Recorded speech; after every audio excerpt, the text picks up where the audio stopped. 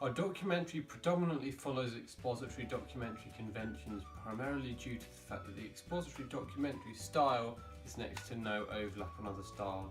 As an expository documentary, we felt that there were many conventions for our documentary to use, challenge and develop. The first convention which we used in our documentary was the use of steady shots. We felt that using this style of shot ensured a tense, eerie feel to our documentary. We also tried to include an artistic element to some of the shots to enhance the eerie, creepy feel to our documentary. We also used this convention because we wanted to follow creative elements of cinematography which larger budget companies and channels use. This can be shown in some of the shots in the famous expository documentary, The Shock of the New.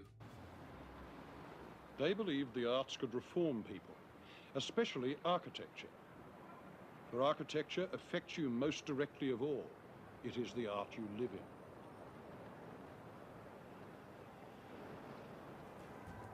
Another documentary convention used in Shock of the New with Robert Hughes is the use of news articles. This was used to show the social engineers who helped with the revolt of industrial capitalism in the 1900s. The documentary uses drawings and other articles to cement their point with historic evidence.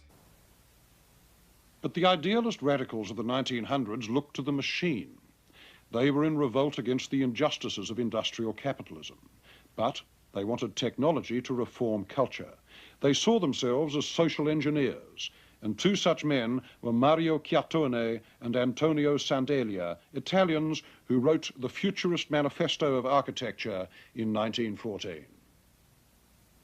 We are no longer the men of the cathedrals, the palaces, the assembly halls, but big hotels, railway stations, immense roads, colossal ports, covered markets, brilliantly lit galleries, freeways, demolition and rebuilding schemes. This convention was reflected in our documentary as all of the gruesome stories revealed were linked to modern day equivalents. Successful.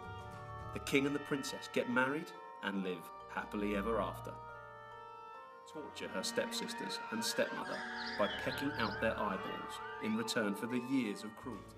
Our documentary was greatly inspired by award-winning expository documentary Blackfish. This is in regard to regular stock footage used in both documentaries. Happen. She grabbed her foot. The stock footage used in Blackfish created a bigger and more important message, which we found was very valuable for the tone set in the documentary. And finally, an additional convention that is used in stories behind the stories in a real-life media product is the use of a dark tone and atmosphere. During post-production, we edited the shots so that a correct mood was set for our documentary.